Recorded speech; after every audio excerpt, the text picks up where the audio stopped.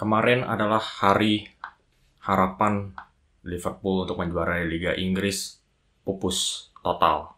Karena mereka baru saja dikalahkan Everton dengan skor 2-0 di Goodison Park. Pertandingan yang sulit, tapi di video kali ini kita akan mencoba membeberkan beberapa alasan kenapa Liverpool kalah. Yang kemarin menjadi wasit adalah Andy Medley. Dan sepanjang musim kita itu udah sering membicarakan seberapa besar jatuhnya standar kewasitan di Liga Inggris. Dan kemarin sekali lagi, seorang wasit itu harus mengetahui tugasnya di setiap laga. Ada 2 tugas. 1, dia harus bisa menentukan apakah sebuah sentuhan dari pemain itu adalah foul atau bukan. Dan yang kedua, dia harus sebisa mungkin membuat permainan lebih mengalir lagi tanpa memberikan foul yang tidak diperlukan. Tapi yang kemarin itu, yang gue lihat dari Andy Medley, dia gagal melaksanakan tugas keduanya, yaitu dia gagal membuat permainan lebih mengalir. Karena apa yang gue lihat adalah setiap kali pemain Liverpool itu menyentuh pemain-pemain Everton, itu langsung dianggap foul. Dan itu sangat mengganggu ritme permainan. Kita harus ingat ini adalah Merseyside Derby. Pastinya ini adalah laga yang penuh dengan emosi menggebu-gebu antara kedua tim. Dan itulah memang sepak bola. Yang namanya sepak bola itu harus ada kontak. Ini bukan permainan anak kecil, permainan orang dewasa. Itulah yang terjadi. Setiap pertandingan pasti ada kontak. Dan apa yang gue lihat kemarin itu, Andy Medley setiap kontak kecil itu langsung dianggap foul. Dan ini langsung mengunggulkan Everton karena mereka itu mengandalkan foul-foul ini. Karena dari sanalah mereka bisa mendapatkan free kick. Dan di sanalah mereka itu bisa memanfaatkan keunggulan mereka dalam duel-duel di udara kemarin itu. Alasan kedua, ini mungkin alasan yang agak kurang masuk akal ketika membicarakan Liverpool, karena kita tahu Liverpool itu memiliki 4-5 striker tajam sepanjang musim. Mungkin lebih banyak daripada Arsenal dan Man City sepanjang musim ini. Tapi yang kita lihat kemarin itu di Goodison Park adalah Liverpool yang mandul di depan gawang sekali lagi. Dan ini bukan pertama kali, kita sudah melihat tanda-tandanya itu dari pertandingan melawan Crystal Palace, di mana mereka kalah 1-0 di Anfield saat itu. Dan ditambah lagi dengan cederanya Diogo Jota di pertandingan ini. Karena Diogo Jota menurut gue adalah striker tertajam Liverpool saat ini. Dan kehilangan Diogo Jota ini merupakan pukulan besar bagi Liverpool. Karena nggak ada seorang striker yang bisa memanfaatkan peluang-peluang kecil. Karena di pertandingan kali ini, Everton itu pasti akan main parkir bis. Mereka akan bermain sangat rapat. Dan peluang-peluang besar pun itu akan menjadi sedikit. Dan hanya Diogo Jota yang bisa memanfaatkan peluang-peluang kecil seperti ini. Mungkin ada bola mentahan, reaksinya Diogo Jota itu selalu yang paling cepat di dalam kotak penalti. Dan itulah yang mungkin disayangkan oleh Liverpool dan Jurgen Klopp, karena kehilangannya Diogo Jota ini benar-benar pas dengan pertandingan sepenting di Goodison Park kali ini. Dan nggak cuma dari sisi Diogo Jota aja, tapi dari seluruh 3 pemain Liverpool ini.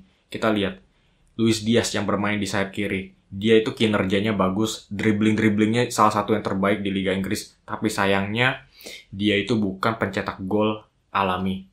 Dan Darwin Núñez, kita harus membicarakan lebih detail lagi tentang Núñez sebagai nomor 9, karena saat ini dia itu nggak pantas menjadi nomor 9 Liverpool. Kita mungkin agak sedikit terlalu memaafkan Darwin Núñez ya dari sisi penggemar Liverpool. Mungkin karena sisinya yang terlalu menggebu-gebu, ini mungkin bisa menciptakan rasa sayang dari para penggemar Liverpool. Tapi kenyataannya, di dalam sebuah permainan, Darwin Núñez itu gagal memberikan hasil sebagai nomor 9.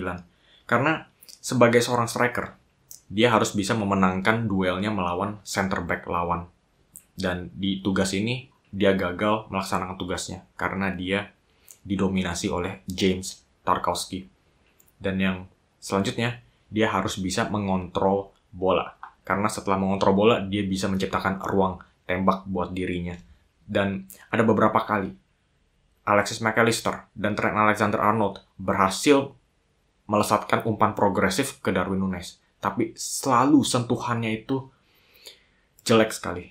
Dan akhirnya bolanya itu agak sedikit ke belakang dan ruang tembaknya itu pun langsung hilang. Sudut tembaknya itu langsung hilang.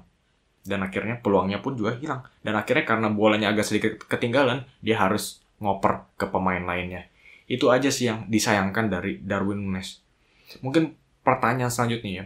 Gue itu udah lumayan demen ketika Darwin Núñez itu bermain di sayap kiri.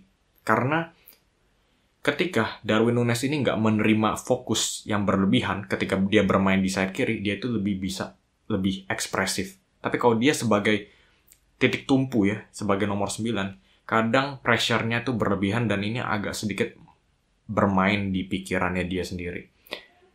Sayang sekali Cody Gakpo yang sebetulnya belakangan ini mainnya lagi bagus, dia itu harus absen karena istrinya itu baru melahirkan. Karena kalau Cody Gakpo yang main, dia bisa jadi nomor 9, dan Darwin Núñez gue bilang harus main di sayap kiri. Dan ini mungkin posisi yang paling ideal buat Liverpool. Dan yang terakhir adalah hilang formnya Mohamed Salah. Salah satu pemain sayap legendaris Liverpool dengan kontribusi gol dan asisnya yang luar biasa sekali. Dan yang gue lihat adalah Mohamed Salah yang berbeda setelah dia mengalami cedera di AFCON. Setelah cedera itu kelihatan Mohamed Salah yang sedang mengalami penurunan. Ini bukan Mohamed Salah yang kita lihat sebelumnya. Dan itu mungkin faktor dari cedera. Dan kita juga harus memperhatikan faktor umur. Sekarang dia umurnya itu udah 31. Untuk seorang pemain sayap yang mengandalkan kecepatan dan akselerasi untuk kabur dari pengejaran lawan dan akhirnya bisa nembak, faktor usia itu sangat penting. Dan kelihatannya Mohamed Salah itu sudah mengalami penurunan dalam soal kecepatan lari. Dan sekarang itu udah banyak pertanyaan-pertanyaan, apakah Liverpool itu seharusnya menjual Mohamed Salah dan mendapatkan setidaknya profit dari penjualan ini. Dan itu sangat disayangkan sekali ya. Dan ini mungkin masa-masa emosional. Karena musim lalu Liverpool sudah kehilangan Sadio Mane. Dan di pertengahan musim ini Jurgen Klopp menyatakan akan keluar dari Liverpool. Dan sekarang penurunannya Mohamed Salah pun juga mungkin bisa menggambarkan situasinya Liverpool yang sedang mengalami penurunan dan harus menjalani transisi. Mungkin transisi yang sama besarnya dengan transisi yang dialami oleh Manchester United usai kepergiannya Sir Alex Ferguson. Dan ini nggak cuma menggambarkan masalah-masalah Liverpool di pertandingan di Goodison Park, walaupun itu juga salah satu faktornya, yaitu Alexis McAllister yang bermain sebagai jangkar. Tapi itu bukan masalahnya McAllister aja. Pertama, McAllister itu memang bukan jangkar murni. Tapi kenapa McAllister itu bisa dimainkan di pertandingan sepenting ini? Karena Wataru Endo juga mainnya lagi nggak gitu bagus. Dan ini bukan masalah cuma McAllister aja. Tapi memang Liverpool itu gagal mendapatkan satu jangkar murni yang bisa melaksanakan tugas defensif, tapi dia juga bisa menjadi motor serangan. Kalau kita bandingkan dengan Arsenal dan Man City, Arsenal itu punya Declan Rice, Man City itu punya Rodri. Liverpool, mereka itu sebetulnya punya salah satu unit pertahanan yang terbaik di Liga Inggris. Alisson Becker, kiper terbaik. 2 center back-nya ada Konate dan Virgil van Dijk. Tapi sayangnya mereka itu seringkali dibuat kewalahan karena itu mereka menggunakan taktik highline. Dan dengan taktik yang agresif seperti ini, mereka tuh harus ada tameng di depannya. Dan Endo dan McAllister ini masih belum sebagus, masih jauh dari levelnya Rodri dan Declan Rice. Dan akhirnya 2 center back Liverpool, Konate dan Van Dijk ini sering dibuat kewalahan. Walaupun mereka bagus, tapi mereka itu juga sebetulnya bukan pemain yang cocok ya untuk menjalankan taktik ini ya. Konate seringkali dibuat cedera karena dia sering membuat recovery run. Dan Van Dijk pun juga umurnya udah 32-an. Jadi ini mungkin ada unsur taktiknya Klopp dan juga unsur mereka gagal membeli seorang jangkar murni seperti Declan Rice dan Rodri. Dan kita harus ingat, Endo sebetulnya kontribusinya di musim ini itu juga sebetulnya udah lumayan, tapi dia itu bukan seorang jangkar murni yang lagi fit. Jangkar murni, tapi dia itu umurnya itu juga udah 31. Ya.